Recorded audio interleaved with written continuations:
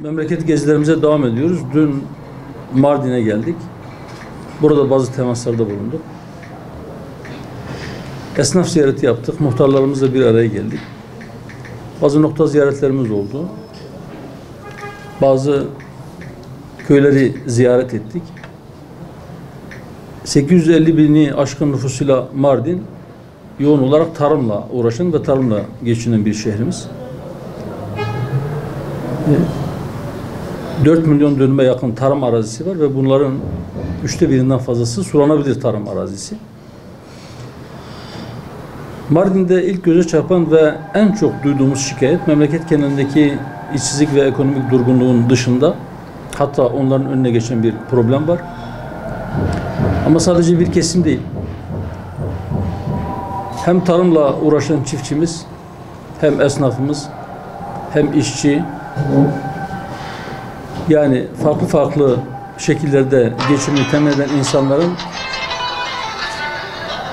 neredeyse tamamı, çok büyük bir çoğunluğu elektrikle ilgili sıkıntılardan muzdarip ve şikayet ediyor. Çok kabarık faturalardan şikayetler var.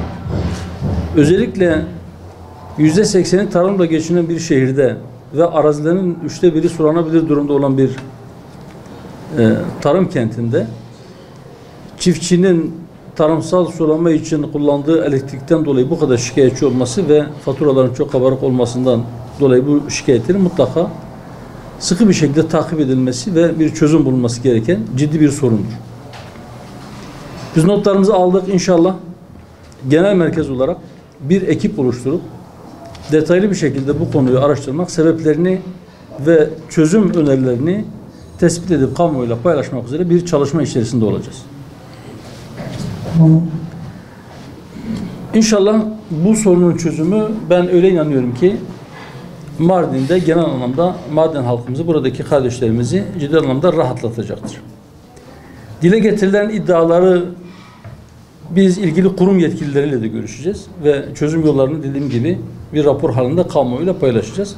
Sadece iddiaları dinleyerek şu anda ben o detaylara girmeyi çok doğru bulmuyorum ama yakın bir gelecekte inşallah hem iddiaları hem de iddialara verilen cevapları hem de sorunun ne olduğu konusundaki tespitlerimizi ve çözüm önerilerimizi derli toplu bir şekilde basın aracılığıyla da inşallah kamuoyuyla paylaşacağız. Fakat bu kadar yoğun bir şekilde konuşulan bir sorunun çok ciddi olduğunu, yetkililerin de şimdiden bu sorunun çözümü için çalışmaya başlamalarına sağlık veririz. Yine memleketin genelinde halkın yoğun olarak gündeminde olan hususlar geçim sıkıntısı, zamlar, enflasyon ve işsizlik. Her ne kadar bunlar siyasetin gündeminde çok yer almasa da bunlar bizim gerçeğimiz. Yeni açlık sınırları açıklandı. Şu anda açıklanan rakamlara göre 4 kişilik bir ailenin dengeli ve sağlıklı beslenebilmesi için aylık 3093 liraya ihtiyacı var. Asgari ücretin üzerindeki bir açlık sınırı, emeklilerimizin önemli bir kısmının aldığı maaşlar bu açlık sınırının altında.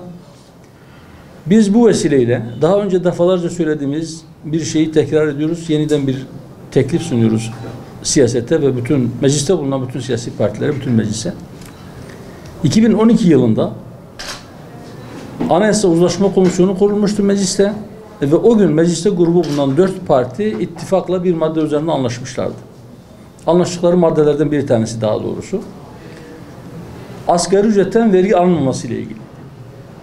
Biz bütün o partilere, onlar bugün de mecliste, onlara çağrıda bulunuyoruz. Diyoruz ki 2012 yılında vardığınız bu uzlaşma, bu anlaşma, bu mutabakat aynı zamanda millete verilmiş bir söz olarak kabul edilmelidir.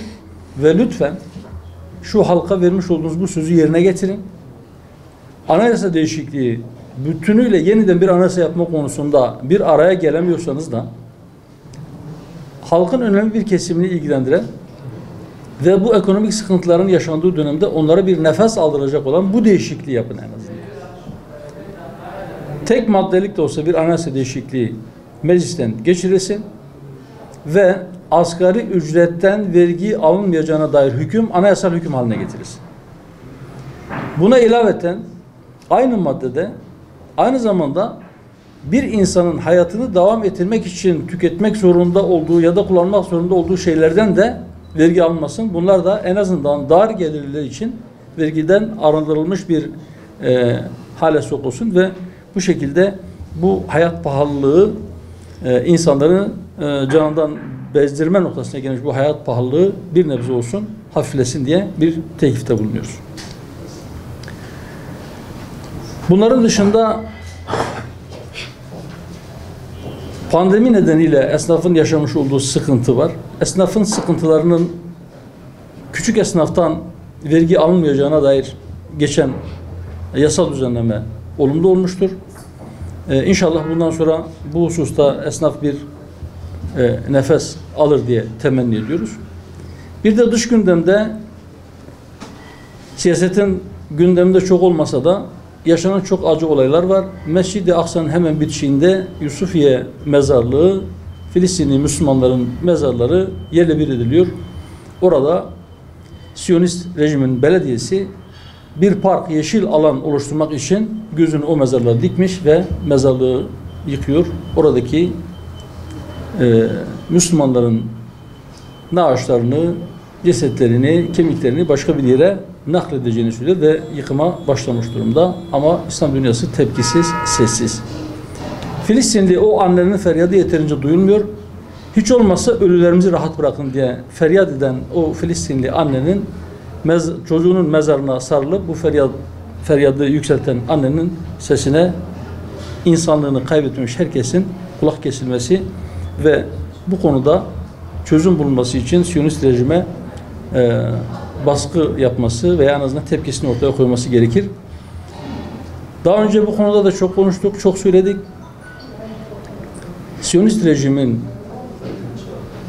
İsrail'deki, Filistin'deki Siyonistlerin, Filistin'i işgal eden Siyonistlerin cesareti onların çokluğundan ya da gücünden değil, belki oradaki Müslüman kardeşlerine destek vermesi gereken Müslümanların dağınıklığından ve onların birbirlerine düşmüş olmasındandır.